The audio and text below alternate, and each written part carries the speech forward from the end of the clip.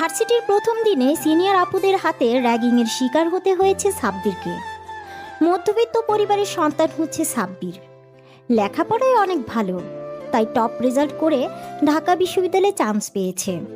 দেখতে মাশাল্লাহ পুরো চকলেট বয়। উজ্জ্বল ফর্সা গায়ের রং, যে কোনো মেয়ে প্রথম দেখাতেই ক্রাশ খেয়ে যাবে। এবার গল্পে ফেরা যাক। এই ছেলে সিনিয়রদের কিভাবে সম্মান করতে হয় জানো না? দেখতে তো পুরোই হাবাগোবা, মনে হচ্ছে ভাজা মাছটাও উল্টে খেতে জানে না। ভার্সিটিতে প্রথম দিনে সেই সিনিয়রদের সাথে বেয়াদবি করলি? ওদের কথা শুনে সাব্বির নিজের কাঁধের ব্যাগটা ঠিক করতে করতে বলে, আমি আপনাদের কখনো অসম্মান করলাম? এই ছেলে আপনার মুখে মুখে তর্ক করা হচ্ছে। ভার্সিটির প্রথম দিন সিনিয়রদেরকে সালাম দিতে হয়, জানিস না তুই? এই ভার্সিটিতে থাকতে হলে আমরা যা বলবো তাই শুনতে হবে, আর প্রতিদিনই এসে আমাদের আগে সালাম দিতে হবে। ভার্সিটিতে থাকতে হলে আপনাদের কথা শুনে চলতে হবে কেন? ভার্সিটি তো কারোর ব্যক্তিগত সম্পত্তি না। সবাই এখানে লেখাপড়া করার জন্য এসেছে। এখানে সবার সমান অধিকার আছে। তাহলে আমি আপনাদের কথা শুনে চলবো কেন? সাব্বিরের কথা শুনে বৃষ্টি ওদের টিমের লিডার মারিয়াকে বলল, দেখেছিস মারিয়া, এই ছেলের কত সাহস, তোর সামনে বেয়াদবি করছে, আর তুই কিছু না বলে চুপ করে আছিস। এই ছেলেকে শাস্তি দিতে হবে। মারিয়া তার হিমিকা, অসম্ভব সুন্দর একটা মেয়ে, পুরো ভার্সিটির ক্রাশ গার্ল। উজ্জ্বল ফর্সা গায়ের রং, বড়লোক বাপের বড় মেয়ে, কিন্তু প্রচণ্ড পরিমাণে বদমেজাজি, তবে মনের দিক থেকে অনেক ভালো। মারিয়া এতক্ষণ বসে বসে বাদাম খাচ্ছিল। বৃষ্টির কথা শুনে হাত জেরে উঠে দাঁড়ায় আর বলে, এই ছেলে, তুই জানিস তুই কার সাথে কথা বলছিস? কার সাথে কথা বলছি সেটা তো জানি না, তবে এইটুকু বুঝতে পারছি কোনো বড়লোক বাবার বিগড়ে যাওয়া মেয়ের সাথে কথা বলছি। সাব্বিরের কথায় মারিয়া বেশ রেগে যায় আর রেগে গিয়ে বলে, তোর এত বড় সাহস, তুই আমাকে অপমান করিস? তুই জানিস আমার বাবা এই ভার্সিটির প্রিন্সিপাল, আমি চাইলেই তোকে ভার্সিটি থেকে বের করে দিতে পারি। দেখেন আপু, আমি নিজের যোগ্যতায় এই ভার্সিটিতে এসেছি, কোনো ক্ষমতার জোরে বা ঘুষ দিয়ে নয়। যোগ্যতা থাকলে যে কোনো ভার্সিটিতেই আমি চান্স পাবো। আপনি যেটা বলছেন ওটা আপনার ক্ষমতার অহংকার। এভাবে নিজের ক্ষমতাটাকে অপব্যবহার না করে সেটাকে কোনো ভালো কাজে লাগান। এমন অনেক স্টুডেন্ট আছে যারা জীবনে অনেক কিছু করতে চায়, শুধু সামর্থ্যের অভাবে করতে পারে না। আপনার যদি এতই ক্ষমতা থাকে তাহলে সেই সমস্ত স্টুডেন্টদেরকে ভার্সিটিতে অ্যাডমিশন করিয়ে দিন। আমাদের মতো কিছু মধ্যবিত্ত ছেলেদের ভবিষ্যৎ এমন করে রাগের বশে নিজেদের খেয়াল খুশির জন্য নষ্ট না করে ওই সমস্ত গরিব পরিবারের ছেলেগুলোকে সাহায্য করুন। সাব্বিরের কথায় মারিয়া মুগ্ধ হয়ে ওর দিকে তাকিয়ে রইল। ছেলেটার কথাগুলো শুনে মারিয়া রাগ কখন যে পানি হয়ে গেছে সেটা নিজেও টের পায়নি। মারিয়া সাব্বিরের কথার মাঝেই এতটাই হারিয়ে গেছে যে ও কোনো কথাই বলছে না। মারিয়া কিছু বলছে না দেখে পাশ থেকে মারিয়ার বান্ধবী ছায়া বলল, এই ছেলে, তোর এই সমস্ত জ্ঞান তোর কাছে এরা, তো সাহস তো কম না? তুই আমাদের মারিয়ার মুখে মুখে কথা বলিস? তোকে তো আমি। কথাটা বলে ছায়া সাব্বিরের দিকে তেড়ে যেতে গেলে মারিয়া ছায়াকে থামিয়ে দিয়ে বলে, আমি কি করব না করব সেটা অবশ্যই তোর কাছ থেকে জানতে হবে না? সরি আপু, আমি যদি কোনো ভুল বলে থাকি তাহলে আমাকে ক্ষমা করে দেবেন। সাব্বিরের কথা শুনে মারিয়ার বান্ধবীগুলো সব হাসতে থাকে। মারিয়া ওদেরকে থামিয়ে দিয়ে বলে, তোর ভুলের জন্য এখন একটাই শাস্তি, তোকে আমাদের এই 5 জনের সমস্ত অ্যাসাইনমেন্ট করে দিতে হবে। কিন্তু আপু, আমি কেন আপনাদের অ্যাসাইনমেন্ট করতে যাব? আমি আপনাদের অ্যাসাইনমেন্ট কিভাবে করব? এটা কিভাবে সম্ভব? এটা তো অন্যায়।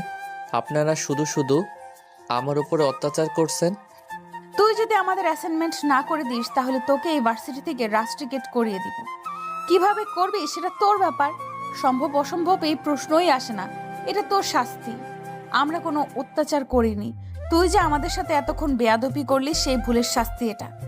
আর তোর সময়সীমা মাত্র 24 ঘন্টা। 24 ঘন্টার মধ্যে তোকে সমস্ত অ্যাসাইনমেন্ট কমপ্লিট করে ঠিক এই সময়ে কালকে আমাদের দিতে হবে। মারিয়ার কথাগুলো শেষ হলে ওর বান্ধবী বৃষ্টি অ্যাসাইনমেন্টের পেপারগুলো নিয়ে সাব্বিরের হাতে দেয়। তারপর ওরা চলে যায়। সাব্বির কি করবে বুঝে উঠতে পারছে না। মাত্র 24 ঘন্টার মধ্যে 5 জনের অ্যাসাইনমেন্ট ও কিভাবে কমপ্লিট করবে, তাও আবার ওর সিনিয়র ব্যাচের। যেগুলো কখনো না দেখেছে না করেছে। সাব্বির পেপারগুলো নিয়ে সোজা লাইব্রেরিতে চলে যায়। লাইব্রেরিতে গিয়ে ও মারিয়াদের ব্যাচের বইগুলো খুঁজে বের করে, তারপর ওগুলো নিয়ে বাসায় চলে আসে। অন্যদিকে কিরে মারিয়া, তুই শুধু শুধু বেচারাকে আমাদের অ্যাসাইনমেন্ট করতে দিলি কেন? এগুলো তো আমরা আগেই কমপ্লিট করে রেখেছি, তাহলে আবার নতুন করে আমাদের অ্যাসাইনমেন্ট করতে দিলি যে? ফার্স্ট ইয়ারের স্টুডেন্ট সিনিয়র ব্যাচেলর অ্যাসাইনমেন্ট করতে দিয়েছে 24 ঘন্টার মধ্যে, তাও আবার 5 জনের অ্যাসাইনমেন্ট, যেটা করা অসম্ভব। কিন্তু ও এটা করার আপ্রাণ চেষ্টা করবে, কারণ ওর মতো ফকিন্নির বাচ্চার কোনো যোগ্যতা নেই ভার্সিটিতে থাকার। ও যদি অ্যাসাইনমেন্টগুলো না করে আসে, ওকে ভার্সিটি থেকে চলে যেতে হবে। আর এইটাই হবে আমার সাথে লাগতে আসার শাস্তি। মারিয়ার সাথে যে লাগতে আসবে তাকে শাস্তি পেতে হবে। অন্যদিকে সাব্বির ভার্সিটি থেকে ফেরার পর থেকে অ্যাসাইনমেন্ট করতে উঠে পড়ে লেগে যায়। কি হলো আপু, সকালে ঘুম থেকে উঠতে লেট হলো বলে না খেয়ে ভার্সিটি চলে গেলাম, আবার ভার্সিটিতে গিয়ে ক্লাস না করে চলে এলি। এসব কিছু না খেয়ে সে কখন থেকে কি সব করছিস? কি লিখছিস এগুলো তুই? একটু তো খেয়ে নে, দেখ দুপুর 12টা পার হয়ে গেছে, তুই এখনো কিছু খাসনি। এভাবে থাকলে তো তুই অসুস্থ হয়ে পড়বি। উফ আম্মু বিরক্ত করো না তো, আমি অ্যাসাইনমেন্ট করছি, এগুলো খুব জরুরি। কাজটা শেষ করেই আমি খেতে আসছি, তুমি যাও। আচ্ছা ঠিক আছে, তাড়াতাড়ি আয়, আমি গেলাম। পরদিন ভার্সিটিতে মারিয়া ওর লেডি গ্যাং নিয়ে অপেক্ষা করছে। কি রে, ওই ছোট্ট বাচ্চাটা এখনো এলো না তো? বৃষ্টির কথায় বিরক্ত হয়ে ছায়া বলল, উফ গাধি, তোরা এই বিরক্তকর কথা বন্ধ করবি? হর্দ কথা বাচ্চা, এই বাচ্চাটা আবার কে? কেন, বাচ্চাটাকে বুঝতে পারছিস না?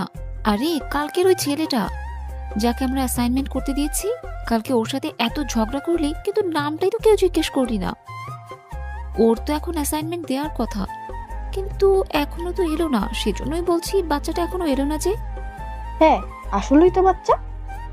ছায়ার কথাটা শেষ করার আগেই সাব্বির ওদের সামনে এসে অ্যাসাইনমেন্টগুলো এগিয়ে দিয়ে বলল, আসসালামু আলাইকুম আপুরা, এই নিন আপনাদের অ্যাসাইনমেন্ট।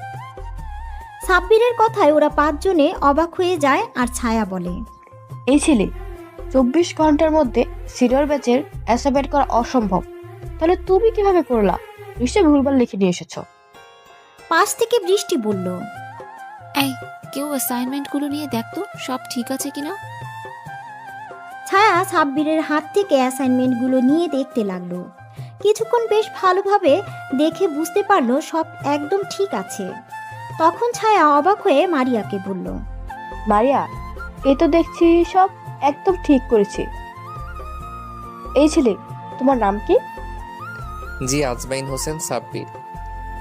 মারিয়া এতক্ষণ চুপ ছিল, কিন্তু সাব্বিরের নাম শুনে অবাক হয়ে যায়। তারপর ওকে প্রশ্ন করে, আজমাইন হোসেন সাব্বির মানে? হ্যাঁ আপু, এটাই আমার বাবা মায়ের দেওয়া নাম। আচ্ছা, তোকে কি সবাই টিউশনি সাব্বির ডাকতো? না মানে তুই কি আগে অনেকগুলো টিউশনি করাতি? হ্যাঁ আমি টিউশনি পড়াতাম, কিন্তু আপনি কিভাবে জানলেন? সাব্বিরের কথা শুনে মারিয়া একটা তাচ্ছিলের হাসি দিয়ে বলে, আমি নীলার বড় আপু। মারিয়া কথাটা বলেই সেখান থেকে চলে যায়। আর সাব্বির মারিয়ার চলে যাওয়ার দিকে অবাক চোখে তাকিয়ে রইল। ও বিশ্বাসই করতে পারছে না যে মারিয়া নীলার বড় আপু। আজ এতগুলো দিন পর এক্স গার্লফ্রেন্ডের নাম শুনে সাব্বির কি বলবে, ওর কি রিয়াকশন করা দরকার সেটাও জানা না। মারিয়া চলে যাওয়ার দিকে ওর বান্ধবীগুলো ওকে ডাকতে ডাকতে চলে যায়। সাব্বির কিছুক্ষণ সেখানে দাঁড়িয়ে থেকে ওদের চলে যাওয়ার দিকে তাকিয়ে থেকে নিজের ক্লাসে চলে যায়। সাব্বিরের ক্লাসে মনোযোগ দিতে পারছে না, বারবার কিছুক্ষণ আগের ঘটনা মাথায় ঘুরপাক খাচ্ছে।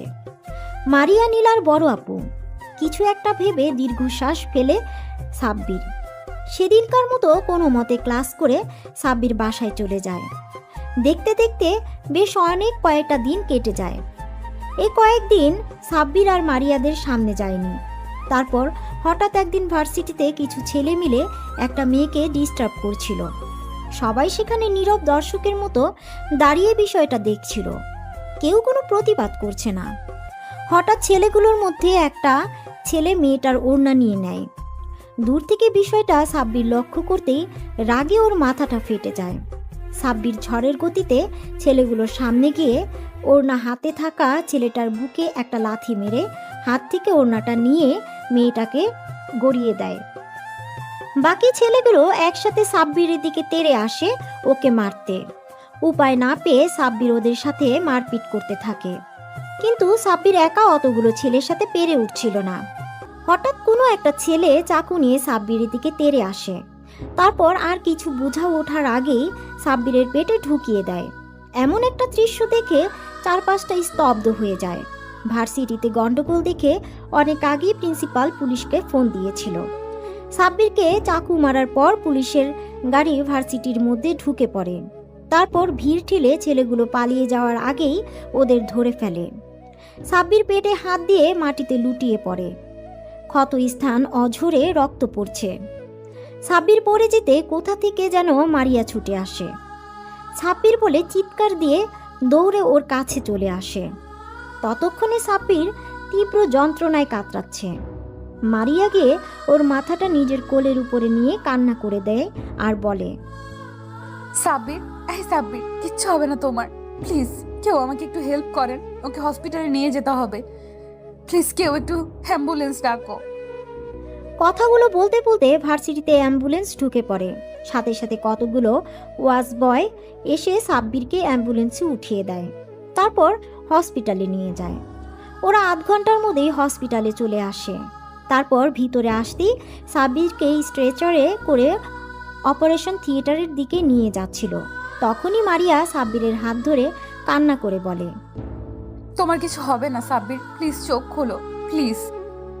সাব্বিরকে অপারেশন থিয়েটারে নিয়ে যায়। মারিয়া ঢুকতে গেলেই নার্স আটকে দেয় আর বলে, ম্যাম, আপনি কেবিনে ঢুকতে পারবেন না। অপারেশন থিয়েটারে কেউ অ্যালাউ নয়।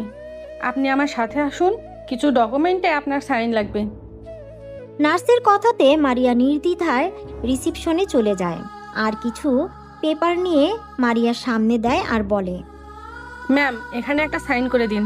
আপনার সাইন ছাড়া আমরা ট্রিটমেন্ট শুরু করতে পারবো না। কিন্তু এগুলো কিসের পেপার? দেখুন ম্যাম, আপনার হাজবেন্ডের অবস্থা ভালো নয়, তাই এই এগ্রিমেন্ট পেপারে আপনাকে সাইন করতে হবে। ট্রিটমেন্ট চলাকালীন সময় আপনার হাজবেন্ডের কিছু হয়ে গেলে হসপিটাল কর্তৃপক্ষ দায়ী থাকবে না। ম্যাম, তাড়াতাড়ি সাইনটা করুন, ওনার অবস্থা খুবই খারাপ, লেট করা ঠিক হবে না।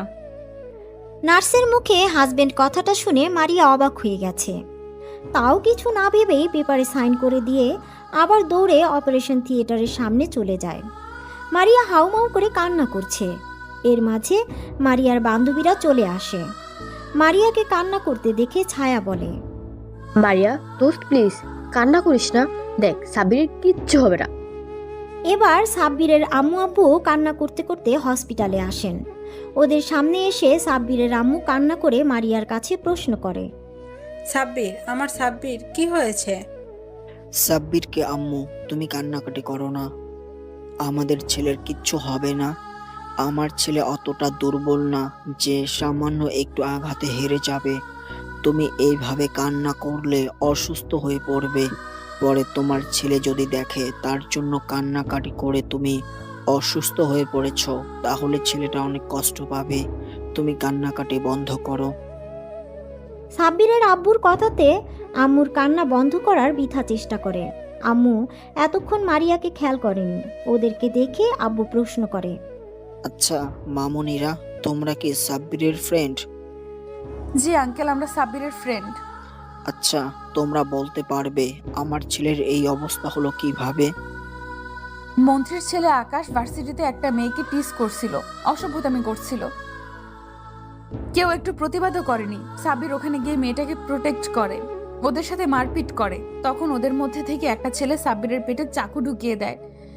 কোনো কিছু বোঝার আগে সাব্বির মাটিতে লুটিয়ে পড়ে। কথাটা বলা শেষ হতে সাব্বিরের আম্মু আবারও কান্না শুরু করে দেয়। তখন মারিয়া আম্মুর কাছে গিয়ে সান্ত্বনা দিয়ে বলে, আন্টি, আপনি কান্না করেন না প্লিজ। আপনি কান্না করলে অসুস্থ হয়ে পড়বেন। দেখবেন আপনার ছেলের কিচ্ছু হবে না, ওর কিছু হতেই পারে না। আল্লাহর কাছে দোয়া করুন, আল্লাহ সব ঠিক করে দিবে। এরই মাঝে অপারেশন থিয়েটার থেকে একটা নার্স বেরিয়ে এসে বলে, এখানে পেশেন্টের বাসার লোক কে আছেন? নার্সের কথাতে সবাই নার্স সামনে আসে। আম্মু অস্থির হয়ে নার্সকে জিজ্ঞাসা করে, আমার সাব্বির কিছু হয়নি তো? ও ঠিক আছে? ও ঠিক হয়ে গেছে তো? অসুস্থ হয়ে গেছে তাই না? আমাকে একটা বার আমার কলিজার টুকরার কাছে যেতে দিন প্লিজ। আমি আমার সাব্বিরের কাছে যাব। ম্যাম আপনি শান্ত হন, পেশেন্টের অবস্থা খুবই খারাপ। ইমিডিয়েটলি ও পজিটিভ ব্লাডের প্রয়োজন। আমাদের ব্লাড ব্যাংকে এখন ও পজিটিভ ব্লাড নেই। আপনারা জলদি ব্লাডের ব্যবস্থা করেন প্লিজ। নার্সের কথা শুনে সাব্বিরের আব্বু বলল, আমার রক্ত ও পজিটিভ, কিন্তু আমার সুগার আছে। এইসব কথার মাঝে আম্মু অস্থির হয়ে বলে, আমার রক্ত নিন, যত রক্ত লাগে নিন, তবু আমার সাব্বিরকে আমার কাছে ফিরিয়ে দিন। সাব্বিরের আম্মু, তুমি কান্না থামাও। আমাদের ছেলের কিচ্ছু হবে না। তুমি ওকে কি করে রক্ত দেবে? তোমার রক্তের সাথে ওর রক্তের মিল নেই। দেখুন এসব বললে তো হবে না, রক্ত না পেলে পেশেন্টকে বাঁচানো যাবে না। ওদের কথা শেষ হতেই মারিয়া বলে, নার্স, আমার রক্তের গ্রুপ ও পজিটিভ। আমার সব কিছু নর্মাল। যত রক্ত লাগে আমার শরীর থেকে নিয়ে নিন। আপনি তাড়াতাড়ি ভিতরে আসুন। নার্স মারিয়াকে নিয়ে ভিতরে চলে যায়। শরীর থেকে 2 ব্যাগ রক্ত নেওয়া হয়। রক্ত দেওয়ার শেষে মারিয়া দাঁড়ানোর চেষ্টা করলে মাথা ঘুরে পড়ে যেতে নেয়। তখন নার্স ওকে ধরে শুয়ে দিয়ে বলে, আরে আরে আপনি উঠছেন কেন? শুয়ে কিছুক্ষণ রেস্ট নিন। নার্স বেরিয়ে গেলে সাব্বিরের আব্বু আম্মু মারিয়ার কেবিনে ঢুকে। আম্মু মারিয়ার সামনে বসে ওর একটা 2 হাত হাতের মুঠোয় নিয়ে বলে, তুমি আজকে আমার ছেলের জন্য যা করলে এই ঋণ আমি কখনো শোধ করতে পারবো না মা। ছি ছি, আন্টি কি বলছেন এগুলো? এটা আমার কর্তব্য, এইভাবে বলবেন না। তোমার জন্য আজকে আমি আমার ছেলেকে ফিরে পেয়েছি। তোমার এই ঋণ আমি কিভাবে যে শোধ করব? এই মা, আন্টি কি বলছেন এগুলো? আমার কিচ্ছুর প্রয়োজন নেই। সাব্বির এখন সুস্থ আছে, তাতেই আমি খুশি। তুমি অনেক লক্ষ্যে একটা মেয়ে। তোমার কখনো যদি মনে হয় এই মায়ের থেকে কোনো কিছুর প্রয়োজন, তাহলে তুমি আমাকে অবশ্যই বলবে। আচ্ছা আন্টি। ওদের কথা শেষ হতে সাব্বিরের আব্বু মারিয়ার মাথার উপর হাত রেখে বলে, দোয়া করি মা, তুমি অনেক সুখী হও। আব্বুর কথায় মারিয়া মুচকি একটা হাসি দেয়। ওরা আরও কিছুক্ষণ কথা বলে। এর মাঝে নার্স এসে বলে সাব্বিরের জ্ঞান ফিরেছে। কথাটা শোনার সাথে সাথে মারিয়া ছুটে কেবিন থেকে বেরিয়ে সাব্বিরের কেবিনে চলে যায়। মারিয়ার এভাবে ছুটে যাওয়া দেখে সাব্বিরের আব্বু আম্মু অবাক হয়ে তাকিয়ে থাকে, কিন্তু বিষয়টা নিয়ে খুব একটা ভাবে না। তারপর ওরা সবাই সাব্বিরের কেবিনে গিয়ে দেখে ও মিটমিট করে তাকাচ্ছে। মারিয়া গিয়ে সাব্বিরের পাশে বসে। ওর একটা হাত হাতের মধ্যে নিয়ে বলে, তোমার এখন কেমন লাগছে? সাব্বির চোখ খুলে মারিয়াকে পাশে দেখে অবাক হয়ে যায়। পরক্ষণে আবার চারপাশে তাকিয়ে দেখে মারিয়ার বান্ধবী সহ ওর আব্বু আম্মু সেখানে দাঁড়িয়ে আছে। সাব্বিরের আব্বু আম্মুর দিকে তাকাতেই ওরা কাছে এসে দাঁড়ায়। আম্মু সাব্বিরের অন্য হাত ধরে কান্না করে দেয় আর বলে, তাকে কতবার বলেছি এসব মারপিট আর ঝামেলার মধ্যে জড়াবি না। তুই কখনো আমার কথা শুনবি না, সব সময় মারপিটের ভেতরে থাকবি। আজকে যদি তোর কিছু হয়ে যেত তাহলে আমাদের কি হতো? আমরা কি নিয়ে বাঁচতাম? তুই ছাড়া আমাদের আর কি আছে বল? আজকে যদি এই মেয়েটা না থাকতো, তোকে আমি কখনোই ফিরে পেতাম না। সাব্বিরের আম্মুর কথা শুনে মারিয়ার দিকে তাকায় আর প্রশ্ন করে, আম্মু কি বলছো তুমি এগুলো? আমি তো কিছুই বুঝতে পারছি না। উনি আমাকে বাঁচিয়েছে মানে? মেয়েটাই তোকে হাসপাতালে এনেছে, আমার 2 ভাগ রক্ত দিয়ে আজকে তোকে বাঁচিয়েছে। ওই তো তোকে হাসপাতালে নিয়ে এসেছে। আজকে যদি ও না থাকতো তাহলে কি যে হতো ভাবাই যাচ্ছে না। এটা ভাবতে আমার অন্তরাত্মা কেঁপে উঠছে। এরপর থেকে তুই কখনো যদি মারপিটে করিস তাহলে আমাকে আর কখনো আম্মু বলে ডাকবি না। তুই আজকে আমাকে কথা দে, তুই আর কখনো মারপিটের ভিতরে যাবি না। ওর আম্মুর কথা শুনে মারিয়ার দিকে তাকায় আর ওর আম্মুকে উত্তর দেয়, আম্মু, আমি কথা দিলাম আর কখনো মারামারি ভিতরে যাব না। ওদের কথা শেষ হতে মারিয়া সাব্বিরের আম্মুকে বলে, আন্টি আপনি সাব্বিরের কাছে থাকেন, আমি বাসায় গেলাম। বাসায় ফিরতে লেট হলে আব্বু অনেক টেনশন করবে। আচ্ছা মা, তুমি যাও। আর হ্যাঁ, কখনো যদি কিছু সাহায্যের প্রয়োজন হয় তাহলে অবশ্যই আমাকে বলবে। আম্মুর কথার পরিবর্তে মারিয়া মুচকি একটা হাসি দেয়। তারপর চলে যাওয়ার সময় মারিয়ার বান্ধবীগুলো সবাই সাব্বিরের সাথে কথা বলে যায়। সবাই চলে যেতেই সাব্বির কিছু একটা ভেবে মুচকি একটা হাসি দেয়। আব্বু আম্মু ওকে এমন করে হাসতে দেখে ভ্রু কুচকে জিজ্ঞাসা করে, কি হলো আব্বু, তুই হাসছিস কেন? না না, কিছু না তো, এমনি। আচ্ছা আব্বু, একটা কথা জিজ্ঞেস করব? আম্মু, তুমি আমাকে কিছু জিজ্ঞেস করবে, তার জন্য পারমিশন নিতে হবে? তুমি নিশ্চিন্তে আমাকে বলো কি বলতে চাও। আব্বু, তুই কি মেয়েটাকে ভালোবাসিস?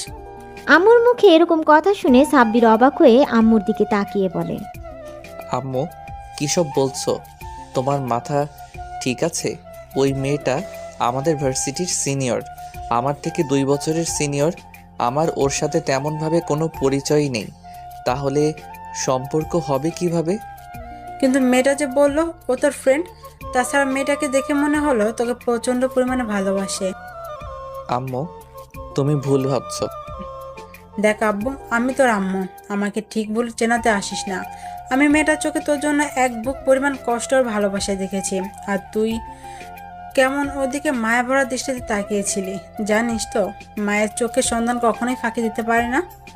তুমি ঠিক বলছো, এই বিষয়টা আমিও লক্ষ্য করেছি, শুধু বলতে পারছিলাম না। আব্বু আম্মু, তোমরা কি একটু থামবে? আমাকে তোমরা কিছু বলার সুযোগই দিচ্ছ না। তোমরা যে মেয়েটাকে নিয়ে এত আকাশ পাতাল চিন্তা করছো, জানো মেয়েটাকে? এর কথায় আব্বু আম্মু নীরব হয়ে ওর দিকে তাকিয়ে বলে, ওই মেয়েটার কেউ নয়, ও হচ্ছে নীলা আর বড় বোন। সাব্বিরের মুখে নীলা নামটা শুনে আব্বু আম্মু অবাক হয়ে গেল। নীলার বড় আপু যে এই মেয়েটা মানে মারিয়া, সেটা শুনে আরও অবাক হয়ে গেল। আব্বু আম্মু অনেকক্ষণ চুপ করে সাব্বিরের মুখের দিকে তাকিয়ে রইল। তারপর নীরবতা ভেঙে আম্মু বলল, নীলা মানে সে পিচ্চি মেয়েটা যাকে তুই টিউশনে পড়াতে যেতি? এই মেয়েটা নীলার বড় বোন, কিন্তু এর সাথে তো নীলা কোনো মিল নেই। সাব্বির ওর আম্মুর কথায় বিরক্ত প্রকাশ করে বলে, আম্মু, তোমার কি মাথা খারাপ হয়ে গেছে? ওরা কি যমজ নাকি একই রকম দেখতে হবে? উফ, তুই একটা মাথা মোটা। আমি কি চেহারা মিলা কথা বলেছি নাকি? আমি বলতে চেয়েছি নীলা অহংকারী, বদমেজাজি আর জেদি একটা মেয়ে। শুধু নিজের জেদটাকে ধরে রাখতে তোর সাথে মিথ্যা ভালোবাসা অভিনয় করে তোকে মৃত্যুর মুখে ঠেলে দিয়েছিল, আর সেই মেয়ের বড় বোনে আজকে তোকে মৃত্যুর পর থেকে বাঁচিয়ে আনলো। সাব্বিরের আম্মুর কথা শুনে মুচকি একটা হাসি দেয়। পরক্ষণে আবার ওর আম্মুর মুখে এমন কিছু শুনে যা শোনার জন্য মোটেও প্রস্তুত ছিল না। তবে যাই বলো না কেন, সাব্বির আব্বু, মেয়েটাকে কিন্তু আমাদের সাব্বিরের সাথে খুব সুন্দর মানাবে। যদিও সাব্বির থেকে 1 বছর সিনিয়র, তাতে কি, মেয়েটাকে আমার বেশ পছন্দ হয়েছে। অহংকার নীলার থেকে তো ভালোই। আচ্ছা ঠিক আছে, অনেক কথা বলা হয়েছে। ছেলেটা এত বড় একটা ঝড় গেল, এখন আর কথা না বলে ওকে রেস্ট নিতে দাও, আর তুমি বাইরে চলো। আব্বু আম্মু কেবিন থেকে বেরিয়ে যায়, আর সাব্বির সেই পুরনো দিনের ভাবনাতে ডুব দেয়। দেখতে দেখতে 2টা দিন কেটে যায়। এই 2টা দিন সাব্বিরকে হসপিটালে থাকতে হয়েছিল। আজকে সাব্বিরকে ডিসচার্জ করা হবে। যাওয়ার আগে ক্ষত স্থানের ড্রেসিং করার জন্য একটা নার্স এলো। তারপর নার্স কিছু একটা ভেবে বলতে লাগলো, আচ্ছা, আপনার স্ত্রী তো আর এলো না, উনি কি অসুস্থ নাকি? নার্সের কথা শুনে সাব্বির যেন আকাশ থেকে পড়ল। ভাবছে ওর আবার বউ আসলো কোথা থেকে? সেখানে এখন অবধি বিয়েটাই করলো না, সেখানে আবার বউ। সাব্বির অবাক হয়ে বলল, আমার বউ মানে? কেন, সেদিন ম্যাডামই তো আপনাকে হসপিটালে আনলো, ব্লাড দিল, এমনকি এগ্রিমেন্ট পেপারে সাইন করলো। সত্যি ভাগ্য করে এমন একটা বউ পেয়েছেন। উনি যদি আপনাকে হসপিটালে আনতে আর কয়েক মিনিট লেট করতো, তাহলে হয়তো আর আপনাকে বাঁচানো যেত না। তাছাড়া ম্যাডাম যে পরিমাণে কান্না করেছে আপনি ভাবতেও পারবেন না। যতক্ষণ আপনার ট্রিটমেন্ট হয়েছে ততক্ষণ উনি পাগলের মতো কান্না করেছে। আপনার জন্য যে পরিমাণে পাগলামি করছিল তাতে তো স্পষ্ট বোঝা যায় উনি আপনার স্ত্রী আর আপনাকে প্রচণ্ড পরিমাণে ভালোবাসে। নার্সের কথা শুনে সাব্বিরের অবাকের উপর অবাক হচ্ছে। ভাবতেই পারছে না ওরই এক্স গার্লফ্রেন্ডের বড় বোন নাকি ওর জন্য কান্না করেছে, এমনকি ওর জন্য এত কিছু করেছে। সাব্বিরের মনে এখন একটা প্রশ্নই ঘুরপাক খাচ্ছে, আর সেটা মারিয়া ওর জন্য এত কিছু কেন করেছে। তাহলে কি আম্মু যেটা বলল সেটাই সত্যি? কিন্তু সেটা কিভাবে সম্ভব? সাব্বির বারবার নিজেকে প্রশ্ন করছে। নার্সের ড্রেসিং করা হয়ে গেলে চলে যাচ্ছিল, কিন্তু কিছু একটা মনে করে আবার ফিরে এসে বলল, আর হ্যাঁ, দোয়া করি আপনারা দুজন অনেক সুখী হন। জানেন তো, লাইফ পার্টনার হিসেবে এমন কাউকে পাওয়াটা অনেক ভাগ্যের ব্যাপার। তাকে সবসময় ভালোবাসার মানুষটাকে আগলে রাখবেন। সাব্বিরকে ডিসচার্জ করা হলে ও আব্বু আম্মুর সাথে বাসায় ফিরে আসে। দেখতে দেখতে আরও 1 সপ্তাহ কেটে যায়। এর মাঝে মারিয়া একবারও সাব্বিরের খোঁজ খবর নেয়নি। পুরো 1 মাস লেগে গেল সাব্বির সুস্থ হতে। আর সুস্থ হতে ভার্সিটিতে যাবে বলে ঠিক করে। সাব্বির রেডি হয়ে আম্মুকে বলে ভার্সিটির উদ্দেশ্যে বেরিয়ে পড়ে। তারপর ক্যাম্পাসে এসে সাব্বির বারবার এদিক ওদিক মারিয়াকে খুঁজছিল। কেন জানি না, সাব্বির এই 1টা মাস মারিয়াকে অনেক মিস করেছে। বারবার শুধু মারিয়ার মায়াবী মুখ ওর চোখের সামনে ভেসে উঠেছে। অনেকক্ষণ মারিয়াকে খুঁজেও যখন পেল না, তখন হতাশ হয়ে ক্লাসে চলে যায়। তারপর ক্লাস করতে থাকে। কি রে মারিয়া, আজ এতদিন পর সাব্বির ভার্সিটিতে আসলো আর তুই একটা বার ছেলেটার সাথে দেখা করলি না? এই কয়টা দিন তো পাগল হয়ে গিয়েছিলি ওকে দেখতে না পেয়ে, আর আজকে যখন ও এসেছে একটা বার ওর সামনেও যাচ্ছিস না। দেখলাম ও তোকে অনেকক্ষণ যাবৎ খুঁজছিল, অবশেষ না পেয়ে মুখটা মলিন করে ক্লাসে চলে গেল। ওদের কথা শুনে মারিয়া মলিন সুরে বলে, আমি কিভাবে ওর সামনে যাব বলতে পারিস? সাব্বির নিশ্চয়ই এখন আমাকে ঘৃণা করে। আজব তো, তোকে ঘৃণা করবি কেন? কারণ আমি যে নীলার বোন, এটা জানার পর থেকে সাব্বির নিশ্চয়ই আমাকে ঘৃণা করে। সাব্বির হয়তো ভাবে আমিও নীলার মতো অহংকারী, বদমেজাজি আর প্রতারক। আর তার প্রমাণ তো আমি নিজেই দিয়ে দিয়েছি। ছেলেটা ভার্সিটির প্রথম দিন আসতেই ওর সাথে কি করলাম, তখন ও কি বলেছিল তোদের হয়তো মনে নেই। আমি নাকি বড়লোক বাবের বিগড়ে যাওয়া সন্তান, আর আমিও তো নীলার মতোই ওর দারিদ্রতার সুযোগ নিয়েছিলাম। ছেলেটা যে কয়টা দিন হলো ভার্সিটিতে আসছে, আমি প্রত্যেকটা দিন ওর সাথে রাফ বিহেভ করেছি। দেখ মারিয়া, আমরা সবসময় যেটা ভাবি সেটা কিন্তু হয় না। তুই কি জানিস আমরা নিজেরাই নিজেদের শত্রু? যে বিষয়টা নিয়ে আমরা ভয়ে থাকি সেই বিষয়টা নিয়ে আমরা এতটাই চিন্তা করে ফেলি যে যেটা হবার নয় সেটাও কল্পনায় চলে আসে। তারপর সেটার সম্মুখীন হবার সাহসও হয় না আমাদের। এভাবে ভুলভাল চিন্তাভাবনা বাদ দিয়ে সাব্বিরের সাথে দেখা করে কথা বল। ছেলেটার উপর দিয়ে এতটা ধকল গেছে, ওকে জিজ্ঞেস কর এখন কেমন আছে। ওকে একটু সময় দে। আর তোর জন্য যদি ওর মনে কোনো নেগেটিভ চিন্তাভাবনা থাকে তাহলে সেটা দূর করার চেষ্টা কর। ভার্সিটিতে এসেই ও প্রথমে তোকে খুঁজছিল, আর তুই ওকে এড়িয়ে যেতে চাইছিস। বৃষ্টির কথাগুলো মারিয়া মনোযোগ দিয়ে শুনল। তারপর নিজের মনকে প্রশ্ন করল, বৃষ্টি ঠিকই বলছে, আমার একবার সাব্বিরের সামনে গিয়ে ওর সাথে কথা বলা দরকার। অন্যদিকে সাব্বিরের ক্লাসগুলো শেষ হলে ও ক্যান্টিনের দিকে যাচ্ছিল। তখনই বৃষ্টি আর ছায়া এসে ওর সামনে দাঁড়ায় আর বলে, এই শোন মারিয়া, তোকে ভার্সিটির পেছন দিকে লেকের পাড়ে যেতে বলেছে। মারিয়া নামটা শুনে সাব্বিরের মুখে হাসির রেখা ফুটে ওঠে। তখন ও বলে, মারিয়া আপু আমাকে ডেকেছে, কিছু বলবে আমাকে? তোর সমস্যা কি বলতো?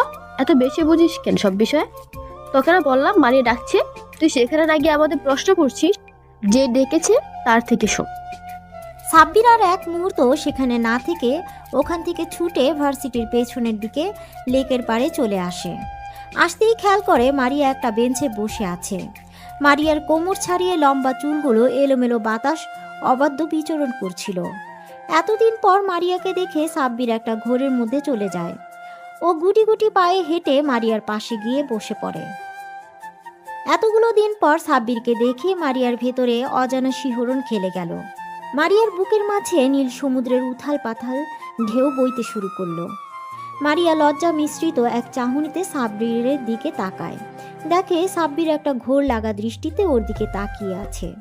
সাব্বিরের নেশালো চাহনিতে মারিয়ার লজ্জাটা বেড়ে দ্বিগুণ হয়ে গেল। মারিয়া লজ্জা পেয়ে চোখ জোড়া নামিয়ে নিয়ে হালকা কাশি দেয়। কাশির আওয়াজে সাব্বিরের ঘোর কাটে আর আমতা আমতা করে বলে, মানে না, আসলে কেমন আছেন আপু? মারিয়া লজ্জা পেলেও সাব্বিরের মুখে আপু ডাকটা কেন জানি সহ্য করতে পারল না। মারিয়া রেগে আগুন হয়ে গেল আর বলল, ওই কুত্তা, বান্দর, বিলাই, হনুমান, হাতি, গন্ডার, মাথা মোটা, খাটাস, উল্লুক, ফাল্লুক, আমি তোর কোন জন্মের আপু? এমন ভাবে আপু বলছিস যেন আমি তোর মায়ের পেটের আপু। খবরদার, আর কখনো যদি আমাকে আপু বলে ডেকেছিস তাহলে তোর খবর করে ছেড়ে দিব, কুত্তা, বলে রাখলাম। মারিয়া রাগে ফুঁসতে লাগলো। সাব্বির আবুলের মতো মারিয়ার রাগী চেহারার দিকে তাকিয়ে ভাবতে লাগলো, আপু, আপনি তো আমার 2 বছরের সিনিয়র, তাহলে আপনাকে আপু ডাকবে না তো কি ডাকবো? কি বলে ডাকবি মানে? আমার একটা সুন্দর নাম আছে, তুই জানিস না? এখন থেকে আমার নাম ধরে ডাকবি। আর কি আপনি আপনি লাগিয়ে রেখেছিস? হ্যাঁ, কিন্তু আপনি তো আমার থেকে বড়, আপনার নাম ধরে ডাকলে সবাই বিষয়টা কিভাবে নিবে? আর আপনি বলে না ডাকলে সেটা তো বেয়াদবি হয়ে যাবে। আপনি না বলেছিলেন আপনাদেরকে সম্মান দিয়ে কথা বলতে, আমি তো এখন সেটাই করছি। তাহলে এত অভিযোগ কেন? একবার বলেছি শুনতে পাসনি? আমি বলেছি মানে তুই আমার নাম ধরেই আর তুমি করেই ডাকবি। মারিয়া বলেই কিছুক্ষণ চুপ করে থেকে তারপর নিজেকে বেশ স্বাভাবিক করে শান্ত গলায় বলল। এখন কেমন আছো তুমি? মারিয়ার মুখে তুমি ডাকটা শুনে সাব্বিরের ভেতরে মৃদু বাতাস বয়ে গেল। তারপর ও বলল, আলহামদুলিল্লাহ ভালো আছি, আপনি কেমন আছেন? সাব্বিরের মুখে আবার আপনি ডাক শুনে মারিয়া রাগী চোখে তাকিয়ে সাব্বির আমতা আমতা করে বলল, আপনাকে তুমি ডাকতে সময় তো লাগবেই। আমি সবাইকে আপনি করে ডাকতে অভ্যস্ত, তাই তুমি ডাকটা সহজে আসে না। সাব্বিরের ভয়ার্ত চেহারা দেখে মারিয়া একটু মুচকি হাসে। তখনও জিজ্ঞাসা করে, আচ্ছা, তোমাকে একটা কথা বলবো, যদি কিছু মনে না করো। কি কথা বলো? আর মনে করার কি আছে? আমি তোমার কোনো কথাতেই কিছু মনে করব না, তুমি নির্দ্বিধায় বলো। তুমি তো নীলার আপু, অথচ নীলার স্বভাবের সাথে তোমার কোনো মিল নেই। দুজনে দুই মুদ্রার উল্টো পিঠ। তুমি এতটা আলাদা কেন? এই প্রশ্নটা আমার মনে বারবার ঘুরপাক খাচ্ছে। এর জন্য তুমি এতটা ভয় পাচ্ছিলে? তবে হ্যাঁ, তুমি কথাটা ঠিক বলেছ। আমি আর নীলা দুজনেই দুই রকম। নীলার সাথে আমার কোনো মিল নেই। নীলার অতিরিক্ত অহংকার করত। ওর এই অহংকার আর জেদের জন্যই হয়তো ওকে শাস্তি পেতে হয়েছে। শাস্তি পেয়েছে মানে? কি বলছো তুমি? আমি তো কিছুই বুঝতে পারছি না। নীলা তোমার সাথে যেটা করেছে ঠিক এইরকম ভাবে আরো অনেক ছেলের সাথে এরকম করেছে। কিন্তু ওই যে কথায় আছে না, পাপের ঘড়া পূর্ণ হয়ে গেলে পাপের শাস্তি হবেই হবে। নীলার এমন কাজে অনেক ছেলেই ওর উপর ক্ষিপ্ত ছিল। তারপর ও যখন মন্ত্রীর ছেলে আকাশের একটা ফ্রেন্ডের সাথে ঠিক একইভাবে গেমের অভিনয় করে, তখন আকাশ অনেক ক্ষিপ্ত হয়ে যায়। এরপর একদিন নীলাকে জোর করে তাকে তুলে নিয়ে গিয়ে ধর্ষণ করে মেরে ফেলেন। মারিয়ার এমন কথা শুনে সাব্বিরের পুরো পৃথিবী যেন থমকে গেছে। ও বিশ্বাসই করতে পারছে না নীলা আর নেই। আপনাদের সবার মনে হয়তো প্রশ্ন থাকতে পারে, সাব্বিরের সাথে কি এমন করেছিল নীলা? আসুন তবে আপনাদের সব ঘটনা খুলে বলি। সাব্বির মধ্যবিত্ত পরিবারের ছেলে। সাব্বিরের আব্বু হঠাৎ অসুস্থ হয়ে পড়ায় সেই মুহূর্তে সাব্বিরকে পরিবারের হাল ধরতে হয়েছিল। নীলা ছিল সাব্বিরের প্রথম ছাত্রী। সাব্বির প্রথম থেকেই নীলাকে অনেক স্নেহ করত, কিন্তু নীলার কাছে সেগুলো বিরক্ত লাগত। তারপরে নীলার আব্বু আম্মু সাব্বিরের প্রতি অতিরিক্ত কেয়ার আর ভালো মানসিকতা দেখে নীলা রাগে, হিংসায় আর জেদের জন্য সাব্বিরের সাথে ভালোবাসার নাটক করে। সাব্বির যখন ওর প্রেমের প্রস্তাবে রাজি হচ্ছিল না, তখন নীলা সুইসাইডের নাটক করছিল। ফলস্বরূপ সাব্বিরকে বাধ্য হয়ে রাজি হয়ে যেতে হয়েছিল। তারপরও সাব্বির ওদের সম্পর্কটা নিয়ে খুবই দ্বিধায় ছিল, কারণ নীলা খুবই ছোট ছোট ড্রেস পরতো আর নাইট ক্লাবে গিয়ে অন্য ছেলেদের সাথে পার্টি করত, ড্রিঙ্কস করত। এক কথায় নীলার এরকম চলাফেরা সাব্বিরের মোটেও পছন্দ ছিল না। কিন্তু সাব্বির মানা করলে নীলা ওকে অনেক কথা শুনিয়ে দিত। তারপর একদিন রাতে সাব্বির টিউশনি শেষ করে বাসায় ফেরার পথে দেখে একটা গাড়ির মধ্যে একটা মেয়ে আর একটা ছেলে অন্তরঙ্গ অবস্থায় আছে। সাব্বির দেখেও এড়িয়ে যাচ্ছিল। ঠিক সেই সময় গাড়ির ভেতর থেকে মেয়েটার খুবই বিশ্রী একটা আওয়াজ শুনতে পায়। সাব্বিরের কেন জানি ভয়েসটা খুবই চেনা চেনা লাগছিল। তখনও গাড়ির জানালার কাছে গিয়ে দেখে নীলা একটা ছেলেকে কিস করছে। এসব দেখে সাব্বিরের মাথায় যেন আকাশ ভেঙে পড়ল। সাব্বির বিশ্বাসই করতে পারছিল না যে নীলা এরকম করবে ওর সাথে। নীলা খুবই বাজেভাবে চলাফেরা করলেও এটুকু সাব্বিরের বিশ্বাস ছিল যে ও কখনো এমন কাজ করতে পারে না। কিন্তু সেদিন ওকে এরকম অবস্থায় দেখে সাব্বিরের বলার ভাষা হারিয়ে ফেলেছিল। তারপর সাব্বির গাড়ির দরজায় টোকা দিতেই নীলা ছেলেটাকে ছেড়ে দিয়ে গাড়ির জানালা নামিয়ে দেখে সাব্বির দাঁড়িয়ে আছে। নীলা ড্রিঙ্কস করে পুরো মাতাল হয়ে আছে, ওর কোনো হুঁশই নেই। ও কি করছে জানে না। সাব্বিরকে দেখে নীলা মাতাল অবস্থায় বলে, এই ফকিন্নির বাচ্চা, ছোট লোকের বাচ্চা, তুই এখানে কি করছিস? চলে যা এখান থেকে। আমি আমার বেবির সাথে রোম্যান্স করছি, দেখতে পাচ্ছিস না? ছোট লোকের বাচ্চা। নীলার মুখে এমন কথা শুনে আর চোখের সামনে এসব দৃশ্য দেখে সাব্বির আর নিজেকে কন্ট্রোল করতে পারে না। সাব্বিরের চোখ দিয়ে দু ফোঁটা পানি গড়িয়ে পড়ে। সাব্বিরের চোখের কোণে জমে থাকা পানিটা মুছে নিয়ে চলে যায় আর নীলা ওকে বকা দিতে থাকে। ওই ঘটনার পর বেশ কয়েকটা দিন কেটে যায়। সাব্বির আর নীলার সাথে দেখা করেনি আর ওকে টিউশনিও পড়াতে যায়নি। সাব্বির যোগাযোগ করছে না দেখে নীলার মধ্যে কোনো চিন্তা ভাবনা নেই। নীলার আম্মু প্রতিদিনই সাব্বিরের খোঁজ করে সাব্বির কেন টিউশনি করাতে আসছে না। নীলার আম্মু সাব্বিরকে ফোন দিয়ে টিউশনি পড়াতে অনেক রিকোয়েস্ট করে। আর সেই মুহূর্তে সাব্বিরের টাকার প্রয়োজন ছিল আব্বু ট্রিটমেন্টের জন্য। সাব্বির বাধ্য হয়ে নীলাদের বাসায় যায়। সাব্বির নীলার আম্মুর সাথে বেশ কিছুক্ষণ কুশল বিনিময় করে নীলাকে পড়ানোর জন্য ওর রুমে যায়। নীলার রুমে আসতেই ও ভদ্র মেয়ের মতো পড়তে বসে। পড়া শেষ হতেই যখনই সাব্বির চলে আসতে যাবে তখনই নীলা পেছন থেকে সাব্বিরের হাত ধরে বলে, কি হলো, তুমি চলে যাচ্ছ কেন? আর তুমি এই কদিন আমার সাথে কথা বলনি কেন? আমার খোঁজও নেওনি কেন বেবি? নীলার মুখে এই সমস্ত কথা শুনে সাব্বির তাচ্ছিলের একটা হাসি দিয়ে বলে, আমি বামন হয়ে চাঁদ ধরতে পারি না, তাই এই সম্পর্কটা আমার পক্ষে রাখা সম্ভব না।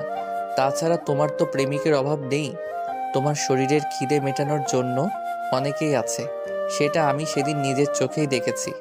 সেদিন গাড়িতে থাকো, আর কোনো কথা বলতে চাই না। ভালো থাকবে তুমি। সাব্বিরের এরকম কথা শুনে নীলা বুঝতে পারে ওর সবটা সাব্বির জেনে গেছে। তারপরও নীলার রাগ হচ্ছে, ওর মতো 2 টাকার একটা ফকিন্নির বাচ্চা ওকে তেজ দেখিয়ে কথা বলছে, ওকে রিকোয়েস্ট করছে। বিষয়টা নীলা কিছুতেই মেনে নিতে পারেনি, তাই বলতে লাগলো, এই তোর এত বড় সাহস, তুই এই নীলাকে রিজেক্ট করছিস? এরপর যেটা হবে এর জন্য তুই দায়ী থাকবি। নীলার কথা শুনে সাব্বির বলে, আপনি তো আমার অনেক বড় উপকার করেছেন। এরপর থেকে হয়তো দ্বিতীয়বার আর কাউকে বিশ্বাস করতে পারবো না। আমার ভাগ্যে যেটা আছে সেটা হবেই। আপনাদের সামান্য কথায় আমার কিছু যায় আসে না। ভালো থাকবেন, আর ধন্যবাদ সব কিছুর জন্য। সাব্বির বাসা থেকে বেরিয়ে পড়ে আর যাওয়ার আগেই নীলার আম্মুকে বলে ও আজ থেকে নীলাকে পড়াতে আসবে না। নীলার আম্মু বারবার ওকে জিজ্ঞাসা করলেও সাব্বির কিছু না বলেই চলে যায়। তারপর 2-3 দিন পর সাব্বির টিউশনি পড়িয়ে বাসায় আসছিল। ঠিক সেই মুহূর্তে একটা মেয়ে সাব্বিরের সামনে এসে বলে, ভাইয়া প্লিজ হেল্প করেন, প্লিজ ভাইয়া, আমার বান্ধবীকে কিছু ছেলে তুলে নিয়ে গেছে। মেয়েটির কথা শুনে সাব্বির বলে, ভয় পেও না আপু, আমি হেল্প করব তোমাকে। ওরা কোনো দিকে নিয়ে গেছে, আমাকে বলো। কথাগুলো বলে মেয়েটা সাব্বিরকে নিয়ে একটা পুরাতন গোডাউনের দিকে নিয়ে যায়। তারপর সেখানে যেতেই সাব্বির অবাক হয়ে যায়, কারণ গোডাউনের ভিতরে কেউ ছিল না। ভেতরে আসতেই মেয়েটা খুব বিশ্রীভাবে হাসতে থাকে। কি হলো আপু, তুমি এভাবে হাসছো কেন? এখানে তো কেউ নেই। আর তুমি না বললে তোমার বান্ধবীকে কারা এখানে নিয়ে আসছে? তাহলে তুমি আমাকে মিথ্যে বলে এখানে নিয়ে আসলে কেন? খেলা তো এবার শুরু হবে মেরি জান। কথাগুলো বলে মেয়েটা নিজের জামাকাপড় ছিঁড়তে থাকে আর চিৎকার করে মানুষজন ডাকতে থাকে। মেয়েটার এমন চিৎকার শুনে সাথে সাথেই কিছু লোকজন এসে সেখানে উপস্থিত হয়। তারপর মেয়েটার এই অবস্থা দেখে সবাই ভাবে সাব্বির হয়তো মেয়েটাকে ধর্ষণ করছিল, তাই ওকে এলোপাথারি মারতে শুরু করে। ওদের মাঝে একটা লোক পুলিশকে ফোন করে সাব্বিরকে পুলিশে দেয়। আর সবটাই নীলার প্ল্যান ছিল। আর ভাগ্যটা সেদিন সাব্বিরের সাথে ছিল। ওই থানার ওসি সাব্বিরের আব্বুর বন্ধু ছিল। উনি সাব্বিরকে খুব ভালোভাবেই চিনত। সাব্বির এরকম কোনো কাজ করতে পারে না, সেটা ওসি জানতো। তাই উনি সবটা খোঁজ খবর নিয়ে বুঝতে পারে সবটা একটা প্ল্যান ছিল। আর সেখানে এই ঘটনাটা সেই এরিয়ার সিসিটিভি ক্যামেরায় সব ধরা পড়ে যায়। তখন সাব্বিরকে ওসি ছেড়ে দেয়। সাব্বিরের আব্বু আম্মু এতটাই ভয় পেয়ে গিয়েছিল যে সেদিনই সাব্বিরকে নিয়ে এলাকা ছেড়ে চলে যায়। তারপর আর কি, বাকিটুকু তো আপনারা জেনে গেছেন। নীলা নিজের পাপে শাস্তি পেয়েছে। অন্যদিকে সাব্বির খুব কষ্ট করে আর পরিশ্রম করে অনেক ভালো রেজাল্ট করে এই ভার্সিটিতে চান্স পায়, তাই ওকে আবারও ঢাকাতে ফিরে আসতে হয়েছে। সাব্বির কখনো ভাবিনি যে এখানে এসে নীলার সম্পর্কে এরকম কথা শুনতে হবে। তো বর্তমানে ফেরা যাক। সাব্বির মারিয়ার মুখোমুখি বসে আছে। ও কি বলবে ভেবে পাচ্ছে না। হঠাৎ মারিয়া বলতে আরম্ভ করে, আর তুমি সেই সাব্বির যার সাথে আমার বোন এরকম করেছিল। এটা জানার পর থেকে লজ্জার জন্য আমি তোমার সামনে আসতে পারিনি। আমি আমার বোনের কাজের জন্য আমি তোমার কাছে ক্ষমা চাচ্ছি। নীলা যেটা করেছে তোমার সাথে সেটা হয়তো ক্ষমার অযোগ্য। এমনকি সেদিন হসপিটালেও এই জন্যই তোমার সামনে যেতে পারিনি। আরে না না, তোমাকে মাপ চাইতে হবে না। তোমার আর তোমার বোনের মধ্যে আকাশ পাতাল তফাৎ। তোমার বোনের থেকে আমি প্রথম থেকেই দূরে দূরে থাকতাম, কারণ ওকে আমার কখনোই পছন্দ ছিল না। শুধু ওর জেদের কাছে হার মেনে ওর সাথে রিলেশনে যেতে হয়েছিল। থাক, সেগুলো পুরনো অতীত। ওসব কথা আর না তোলাই ভালো। তবে তুমি কি আমাকে ক্ষমা করে দিয়েছো তো?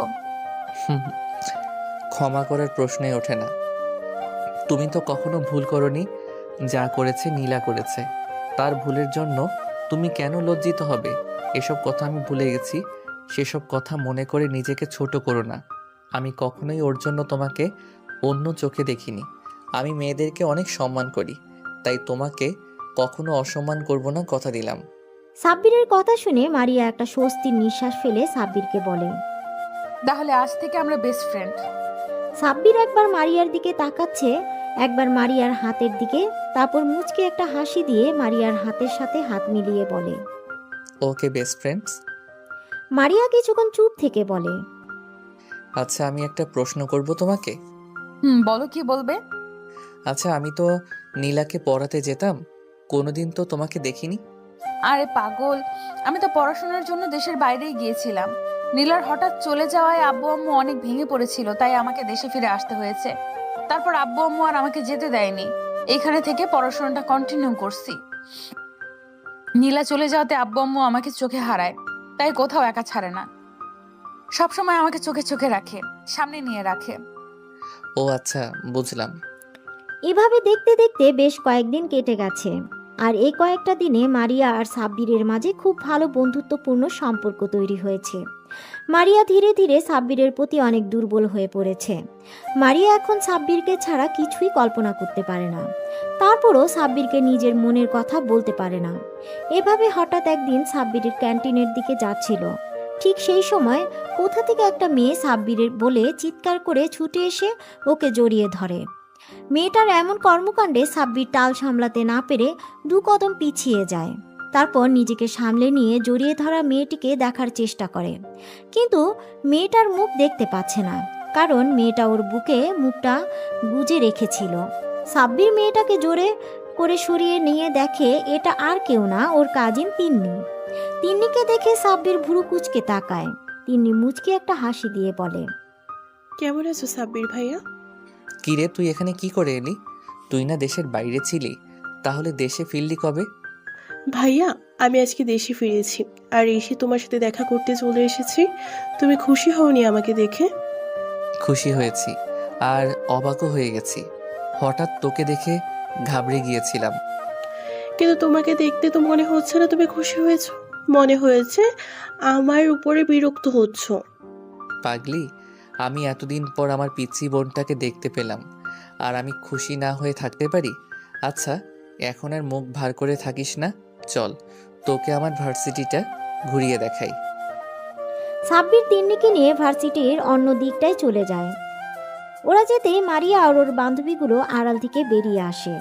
মারিয়ার বান্ধবীগুলো এতক্ষণ মারিয়াকে আটকে রেখেছিল, কারণ তিন্নি সাব্বিরকে জড়িয়ে ধরতে দেখে ও বেজায় রেগে গিয়েছিল। মারিয়া পারে তো এসে তিন্নিকে খুন করে। মারিয়া রাগে ফুঁসছে, কারণ সাব্বির অন্য একটা মেয়ের সাথে সময় দিচ্ছে। ও কোনো মতেই মেনে নিতে পারছে না সাব্বির অন্য একটা মেয়ের হাত ধরে ঘুরছে, হাসাহাসি করছে, ওকে জড়িয়ে ধরছে, এমনকি খাইয়ে পর্যন্ত দিচ্ছে। মারিয়া আরেক মুহূর্ত যদি এখানে থাকে তাহলে তন্নিকে ভস্ম করে দিবে। সাব্বির আর তন্নি ভার্সিটি থেকে চলে যাওয়ার উদ্দেশ্যে পা বাড়াতেই ওরা গিয়ে মারিয়ার সামনে পড়ে। মারিয়া খেয়াল করে মেয়েটা সাব্বিরের হাত ধরে রেখেছে। মারিয়ার আগুন চোখ সাব্বিরের দিকে তাকাতেই মারিয়াকে সাব্বির চোখের ইশারায় জিজ্ঞাসা করে কি হয়েছে, কিন্তু কিছু বলে না, মুখ ফিরিয়ে নেয়। কিছুক্ষণ চুপ থেকে সাব্বির বলে, পিচি বোন, এটা আমাদের ভার্সিটির সিনিয়র আপু, আর ও আমার বেস্ট ফ্রেন্ড। আর মারিয়া, এই হচ্ছে আমার কাজিন তিন্নি। মারিয়া অন্যদিকে মুখ ঘুরিয়ে রেখেছিল। সাব্বিরের কথায় ওদের দিকে তাকায়। মারিয়ার রাগের কারণ হচ্ছে তিন্নি মারিয়ার থেকেও সুন্দরী, আর প্রতিটা মেয়ের জাতিগত অভ্যাস নিজের থেকে সুন্দরী কাউকে দেখলেই বিনা কারণে রেগে যাওয়া, তার উপরে আবার সেটা যদি নিজের প্রিয় মানুষের সাথে ঘুরোঘুরি করে। মারিয়া নিজের রাগটা কন্ট্রোল করে মুখে বলে, ভালোই তো। আসসালামু আলাইকুম আপু, কেমন আছেন? ওয়ালাইকুম আসসালাম, আলহামদুলিল্লাহ আমি ভালো আছি। তুমি কেমন আছো? ভালো আছি। তিন্নিকে মারিয়ার একটু সহ্য হচ্ছে না। তারপরও এটা ভেবে নিজের মনকে সান্ত্বনা দিচ্ছে যে মেয়েটা ওর থেকে সিনিয়র আপু।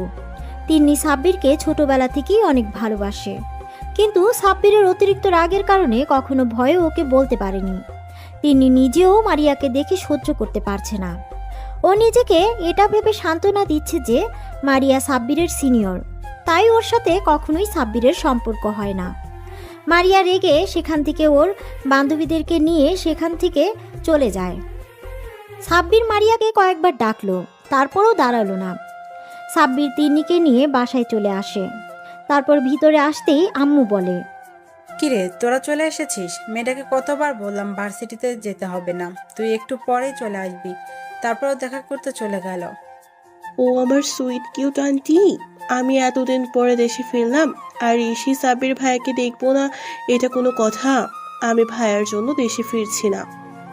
তিন্নির কথা শুনে সাব্বির অবাক হয়ে ওর দিকে তাকায়। তারপর ওর মাথায় একটা চাটি মেরে বলে, এই, তুই আমার জন্য দেশে ফিরেছিস মানে? সাব্বিরের হাতির চাটি খেয়ে তিন্নির হুঁশ ফিরে। বুঝতে পারে ও আবেগের বশে কি বলে ফেলেছে। তখন তিন্নি জিহ্বায় কামড় দিয়ে বলে, ওপস, না কিছু না। কথাটা বলেই তিন্নি ছুটে নিজের রুমে চলে যায়। তিন্নির চলে যাওয়া দেখে আম্মু মুচকি হাসি দিয়ে বলে, পাগলি মেয়ে একটা। তিন্নির কথাগুলো সাব্বিরের কেমন জানি লাগলো। তারপরও বিষয়টাকে খুব বেশি পাত্তা না দিয়ে নিজের রুমে চলে যায়। রুমে এসে বিছানায় ধপ করে শুয়ে পড়ে আর ভাবতে থাকে যে মারিয়া তখন ওভাবে রেগে চলে গেল কেন। আচ্ছা, এই মেয়ে সবসময় এমন করে কেন? আমি যদি কোনো মেয়ের সাথে কথা বলি তাও রেগে যায়, আগুন চোখে তাকিয়ে থাকবে, কখনো কোনো মেয়ের সাথে ফ্রেন্ডশিপ করতে দেয় না। এমন কেন করে মেয়েটা? আর আজকে কিনা শেষমেশ তিন্নিকে আমার সাথে দেখেও রেগে গেল। ও গড, আমি পাগল হয়ে যাব। কথাগুলো ভাবতে ভাবতে সাব্বির ঘুমিয়ে পড়ে। দেখতে দেখতে আরও কিছুদিন কেটে যায়। এই কয়েকদিনে মারিয়া সাব্বিরের সাথে ভালোভাবে কথা বলেনি, আর সাব্বিরও মারিয়াকে সময় দিতে পারেনি, কারণ তিন্নি সবসময় ওর সাথে থেকেছে। তিন্নির কারণে সাব্বির মারিয়াকে একটা কলও দিতে পারেনি। কয়েকটা দিন পর ঘটনা, সাব্বির সেদিন ক্লাস করছিল, তখন প্রিন্সিপাল স্যার এসে বলে, অ্যাটেনশন প্লিজ, সবার উদ্দেশ্যে বলা হচ্ছে আগামী পরশুদিন আমাদের ভার্সিটি থেকে দুটো ব্যাচকে ট্যুরে নিয়ে যাওয়া হবে। তোমাদের ব্যাচ আর তোমাদের সিনিয়র একটা ব্যাচকে সিলেক্ট করা হয়েছে। সময় হাতে কম, তাই ডিটেলস জানতে হলে অ্যাকাউন্টস থেকে জেনে নেবে। দুদিনের ট্যুর হবে আর তোমাদের সবাই ফ্যামিলি থেকে যে কোনো একজন মেম্বারকে সাথে করে নিয়ে যেতে হবে। যারা যেতে চাও তারা ফর্মালিটিসগুলো পূরণ করে নেবে। কথাগুলো বলে প্রিন্সিপাল চলে গেলে আর সাব্বির বেশ খুশি হয়ে যায়। ক্লাস শেষ করে সাব্বির বাইরে আসতেই মারিয়া ওর সামনে আসে আর জিজ্ঞাসা করে, সাব্বির, তুমি কি ট্যুরে যাচ্ছ? হ্যাঁ, যাব তো। কেন, তুমি যাবে না? হ্যাঁ, আমিও যাব। মারিয়া বেশ কিছুক্ষণ চুপ থেকে ওর না আঙুলে পেঁচাতে পেঁচাতে আমতা আমতা করে বলল, আসলে মানে না, ওই হয়েছে কি, এমন সাপের মতো মোচড়ামুচড়ি করছো কেন? কি বলবে বলো? আমি কি কখনো তোমাকে কোনো বিষয়ে বকা দিয়েছি যার জন্য এমন ভয় পাচ্ছ বলতে? না মানে তোমার পাশের সিটটা আমার জন্য রাখবে, অন্য কাউকে বসতে দিবে না। মারিয়া কথাটা বলেই লজ্জা পেয়ে মাথা নিচু করে নেয়। এই সামান্য বিষয় নিয়ে তুমি এমন আমতা আমতা করছো, এতে এত সংকোচ করার কি আছে? তুমি আমার ফ্রেন্ড, তুমি আমার পাশে বসতেই পারো। সাব্বিরের কথা শুনে মারিয়া বেশ খুশি হয়ে যায় আর খুশির ঠেলায় হুট করে সাব্বিরকে জড়িয়ে ধরে গালে কিস করে দেয়। মারিয়ার কর্মকাণ্ডে সাব্বিরের চোখ বড় বড় করে মারিয়ার দিকে তাকায়, আর তাতেই মারিয়া লজ্জা পেয়ে যায়। বুঝতে পারে কি করেছে। অতিরিক্ত খুশিতে এমন একটা কাজ করে ফেলেছে, কিন্তু এখন সাব্বিরকে কিভাবে বোঝাবে। মারিয়া লজ্জা পেয়ে দৌড়ে সেখান থেকে পালিয়ে যায়, আর সাব্বির ওদিক এদিক তাকিয়ে মাথা চুলকাতে চুলকাতে মুচকে একটা হাসি দিয়ে চলে যায়। দুদিন পর সাব্বির ট্যুরে যাওয়ার জন্য বাসে উঠে সিটে বসে আসে। সাব্বির আজকে মন খারাপ। আচ্ছা, আপনারা হয়তো ভাবছেন কেন ওর মন খারাপ, সবই বুঝতে পারবেন। তো যাওয়ার সময় হয়ে আসলে মারিয়া এসে সাব্বিরের পাশে বসতে গেলে তখনই কোথা থেকে তিন্নি এসে মারিয়াকে সরিয়ে দিয়ে সাব্বিরের পাশে বসে পড়ে। এবার আপনারা বুঝতে পারলেন তো সাব্বিরের মন খারাপের কারণ। মারিয়ার অনেক কষ্ট হচ্ছে সাব্বিরের পাশে তিন্নিকে দেখে, তারপরও মারিয়ার কিছু বলে না। সাব্বিরের পিছনের সিটে বসে পড়ে। তিন্নি সাব্বিরের কাঁধে মাথা দিয়ে ওর একটা হাত জড়িয়ে ধরে চোখ বন্ধ করে নেয়, যেটা দেখে মারিয়া আর নিজেকে কন্ট্রোল করতে পারে না। ও কান্না করে দেয়। তারপর একটা সময় কান্না করতে করতে ঘুমিয়ে পড়ে। উফ তিন্নি, বাসের মধ্যে এগুলো কি করছিস? সবাই কি ভাববে? একটু দূরে সরে বস, এটা বাসা নয়, পাবলিক প্লেস। ভাইয়া, তুমি আমাকে বকা দিচ্ছ? আমি কি তোমাকে একটু জড়িয়ে ধরতে পারি না? আমার তো বাসে ভয় লাগে, ওই জন্য তো তোমার কাঁধে মাথা রেখেছি, আর তুমি আমাকে বকা দিচ্ছ। দেখ তিন্নি, তোর বাসে ভয় লাগে এজন্য আমি তোকে আমার সাথে আসতে বারণ করেছিলাম, কিন্তু তুই কি করলি? আম্মুকে দিয়ে শেষমেশ আমাকে রাজি করালি। তাহলে এখন এসব বলছিস কেন? আমাকে ছাড় আর দূরে সরে বস। কথাগুলো বলে সাব্বির তিন্নির থেকে নিজেকে ছাড়িয়ে নেয়। বেশ কয়েক ঘন্টা পর ওরা নির্দিষ্ট গন্তব্যস্থলে পৌঁছায় যায়। বাস থামতেই বা সবাই এক এক করে বাস থেকে নেমে যায়, কিন্তু সাব্বির খেয়াল করে মারিয়া নামছে না। সাব্বির আবারও বাসে উঠে গেলে তিন্নি ওর হাত ধরে আটকে দিতে বলে। কোথায় যাচ্ছ ভাইয়া? আমি তো এখানে। তিন্নি, হাতটা ছাড়, আমি মারিয়াকে খুঁজতে যাচ্ছি। ও এখনো বাসা থেকে নামেনি। আমার হাতটা ছাড়, আমি ওকে নিয়ে আসি। কেন? তোমার ওকে আনতে যেতে হবে কেন? ও কি একা একা আসতে পারে না নাকি? উনি কি আনন্দ? কোনো বাচ্চা আসতে পারবে না? ও বাসা থেকে নামলো কি নামলো না তাতে তোমার কি? সবসময় তোমাকে কেন যেতে হবে? তোমাকে আমি কোথাও যেতে দিব না। তিন্নির কথা শুনে সাব্বির বেশ রেগে যায় আর বলে, লিমিট ক্রস করিস না। তিন্নি, হাতটা ছাড়। মারিয়া আমার বেস্ট ফ্রেন্ড, ওর সম্বন্ধে তুমি এরকম করে আর একটা ওয়ার্ড বললে আমার থেকে খারাপ আর কেউ হবে না। তুই আমার বোন আর ও আমার বেস্ট ফ্রেন্ড, তাই তুই তোর লিমিটের মধ্যে থাক। সাব্বির তিন্নির হাত থেকে নিজের হাতটা ছাড়িয়ে নিয়ে বাসের ভিতরে যায়। গিয়ে দেখে মারিয়া জানালার ধারে মাথা ঠেকিয়ে ঘুমিয়ে পড়েছে। সাব্বির গিয়ে মারিয়ার পাশে বসে। খেয়াল করে ওকে ঘুমন্ত অবস্থায় একদম পরীর মতো লাগছে। মারিয়ার মায়াবী মুখটা সাব্বিরের কাছে এত সুন্দর লাগছে, মনে হচ্ছে এই মুখের দিকে তাকিয়ে থেকেও সারাটা জীবন পার করে দিতে পারবে। কতক্ষণ এভাবে তাকিয়েছিল সাব্বিরের জানা নেই। একটু পর মারিয়া চোখ মিটমিট করে তাকিয়ে দেখে সাব্বির এক ঘোর লাগা দৃষ্টিতে ওর দিকে তাকিয়ে আছে।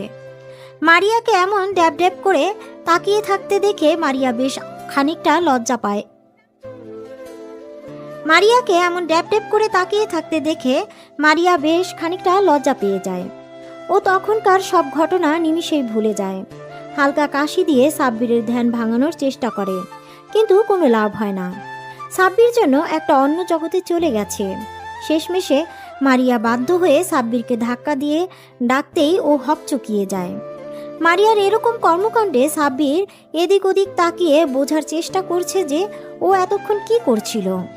যখন নিজের করা বোকামির কথা বুঝতে পারে তখন আমতা আমতা করে বলে, না, মানে আসলে হয়েছে কি, আমি তোমাকে নিতে এসেছিলাম। সবাই বাস থেকে নেমে গেছে, কিন্তু তোমাকে কোথাও দেখতে পাচ্ছিলাম না। তাই ভাবলাম বসে আছো আর এসে দেখি তুমি ঘুমাচ্ছ, তাই তোমাকে জাগানোর ইচ্ছা হয়নি, সেই জন্যেই অপেক্ষা করছিলাম। আচ্ছা তাই বুঝি। তো আমার ঘুম যেন হাওয়া ভাঙে, সেজন্য কি তুমি নিজেও ঘুমিয়ে গেছো? আমি কখন থেকে তোমাকে ডাকছি আর তুমি অন্য জগতে চলে গেছো? মারিয়ার কথা শুনে সাব্বির মাথা চুলকাতে চুলকাতে বলে, না, ওই আর কি একটু একটু। সাব্বিরের কথাতে মারিয়া আবারও একটা ভুল সাব্বিরের কথাতে মারিয়া আবারও একটা ভুবন ভুলানো হাসি দেয়, যে হাসিটা সাব্বিরের বুকের বা পাশে গিয়ে লাগে। তখন ও নিজেও হাসে। বাসের মধ্যে দুজনে হাসির শব্দ শুনে তিন্নি আর বাইরে থাকতে পারল না। ও বাসের ভিতরে উঠে এসে দেখে যে সাব্বির আর মারিয়া হাসছে। মারিয়া হাসতে হাসতে একেবারে সাব্বিরের গায়ের উপর ঢলে পড়ছিল। এমন কিছু দেখে তিন্নি রেগে হনহন করে সাব্বিরদের সামনে এসে বলে, কি হচ্ছে কি ভাইয়া? সবাই বাইরে তোমার জন্য অপেক্ষা করছে আর তোমরা এখানে কি করছো? তুমি এক্ষুনি আমার সাথে চলো।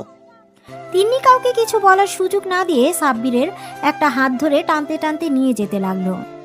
তিন্নির এমন বিহেভিয়ারে মারিয়া তখনকার কথাগুলো মনে পড়ে, আর সাথে সাথে ওর মন খারাপ হয়ে যায়। তিন্নি সাব্বিরকে নিয়ে চলে যায়, আর মারিয়াও ওদের পেছন পেছন বাস থেকে নেমে পড়ে। মারিয়া ওর বান্ধবীদের সাথে আড্ডা দিতে লাগলো। সবার সাথে আড্ডা দিয়ে মারিয়ার মনটা ভালো হয়ে যায়। যে হোটেল বুক করেছিল সেখানে চলে যায়। হোটেলের প্রত্যেকটা রুমে 5 জন করে থাকতে পারবে। মারিয়া ওর বান্ধবীরা একটা রুমে চলে যায়। আর এই দিকে সাব্বির ভাইয়া, আমি ওই মেয়েগুলোর সাথে এক রুমে থাকবো না। তুমি কিছু একটা করো। আমি কিভাবে তোমাকে ছাড়া থাকবো? আমার রাতে একা ঘুম আসবে না। আমি নতুন জায়গায় ঘুমাতে পারি না। নতুন জায়গায় একা একা থাকলে আমার অনেক ভয় লাগে। তিন্নির কথা শুনে সাব্বির রেগে গেল আর বলল, তিন্নি, তুই কি বলছিস এসব? তোর কি মাথা ঠিক আছে? তুই কি পাগল টাগল হয়ে গেলি নাকি? তুই কি ছোট বাচ্চা নাকি যে তুই আমার রুমে থাকবি? তোকে আমি আগে আসতে বারণ করেছিলাম, আর এখন এখানে এসে এরকম নাটক করছিস? এসব নাটক বন্ধ কর। তোকে কি একা একটা রুম দেওয়া হয়েছে যে তুই একা থাকতে ভয় পাবি? তোর সাথে ওই রুমে আরও 4টে মেয়ে থাকবে, আর আমার এই রুমে আরও 4টে ছেলে থাকবে। এখন ঢং না করে সোজা নিজের রুমে যা। অনেক রাত হয়ে গেছে, রুমে গিয়ে ঘুমিয়ে পড়। কালকে সকালে আবার বেরোতে হবে, তারপর রাতে আবার এখান থেকে বাসায় ফিরতে হবে। ভাইয়া ভাইয়া, তুমি আমাকে এমন করে বলতে পারলে? আমি ওদের সাথে থাকবো। ওরা কি আমার পরিচিত নাকি? পিচ্ছি পড়ি, এই পাগলি, তুই কান্না করছিস কেন? দেখ, আমি তো শুধু তোকে কথাগুলো বোঝানোর জন্যই এমন করে বললাম, না হলে তুই তো আমার কথা বুঝতেই চাইছিলি না। এখন কান্না বন্ধ করে রুমে যা, ফ্রেশ হয়ে ঘুমিয়ে পড়। আচ্ছা ঠিক আছে, যাচ্ছি। কালকে কিন্তু তুমি আমার সাথে ঘুরবে, আর কারোর সাথে না। কথা দাও, তবেই আমি যাব। আচ্ছা ঠিক আছে। সত্যি? Thank you thank you thank you thank you ভাইয়া, I love you. Tinni room থেকে চলে যায়। পরের দিন সকালবেলায় সবাই রেডি হয়ে নাস্তা করে হোটেলের বাইরে অপেক্ষা করছে সবার জন্য। সবাই নিচে আসলে প্রিন্সিপাল স্যার মানে মারিয়ার আব্বু বলে, সবার উদ্দেশ্যে বলছি, কেউ একা কোথাও যাবে না, সবাই সবার সাথে থাকবে। প্রিন্সিপালের কথাতে সবাই সম্মতি জানায়। তারপর সবাই ঘুরতে বেরিয়ে পড়ে। অন্যদিকে মারিয়া শুধু দূর থেকে সাব্বিরকে আর তিন্নিকে ফলো করছে। সাব্বিরের পাশে তিন্নিকে মারিয়া কিছুতেই মেনে নিতে পারছে না। মারিয়ার ভেতরটা কষ্টে ফেটে যাচ্ছে, কিন্তু কারোর সামনে প্রকাশ করছে না। মারিয়া অন্যমনস্ক হয়ে বান্ধবীদের সাথে ঘুরছে আর সাব্বিরকে ফলো করছে। সাব্বির যখনই মারিয়ার দিকে তাকাচ্ছে তখনই মারিয়া জোর করে হাসার চেষ্টা করছে। একটা সময় ওরা সবাই মিলে একটা লেকের পাড়ে আসে। লেকের পাড়ে আসতেই মারিয়ার বান্ধবীগুলো ওকে বলল, দেখ মারিয়া, তুই কিন্তু একদম লেকের ধারে যাবি না। তুই যে সাঁতার জানিস না সেটা কি তোর মনে আছে? একবার যদি পা পিছলে পড়ে যাস তাহলে এখান থেকে না আর বেঁচে ফিরতে পারবি না। মনে আছে রে দোস্ত, সবই মনে আছে, আমি কিছুই ভুলিনি। মারিয়াদের এই সমস্ত কথা তিনি আড়াল থেকে শুনে নেয় আর একটা ডেবিল হাসি দেয়। সাব্বির ফোন দিয়ে সুন্দর কিছু মুহূর্ত ক্যামেরা বন্দি করছিল। ও খেয়ালই করেনি মারিয়া কোথায় আছে। একটা সময় ওর বান্ধবীরা সবাই প্রকৃতির অনুরূপ সৌন্দর্য দেখছে আর মারিয়া একা হয়ে পড়ে। আর সেই সুযোগে পিছন থেকে তিন্নি গিয়ে ওকে ধাক্কা দিয়ে লেকের পানিতে ফেলে দেয়। মারিয়া লেকের পানিতে পড়ে সাথে সাথে চিৎকার দিয়ে ওঠে আর বারবার সবাইকে ডাকতে থাকে। তারপর বেশ কিছুক্ষণ মারিয়া চিৎকার করতেই সবাই ছুটে লেকের কাছে এসে দেখে মারিয়া পানিতে হাবুডুবু খাচ্ছে। প্রিন্সিপাল স্যার মারিয়া বলে চিৎকার দেয়। তারপর পানিতে নামতে লাগলে সাব্বির এসে আটকে দেয়। তারপর নিজেই লেকের পানিতে ঝাঁপ দেয়। সাব্বির সাঁতরে মারিয়ার কাছে চলে যায়। তারপর নিজের সাথে জড়িয়ে নেয় মারিয়াকে, পানি থেকে তুলে আনে।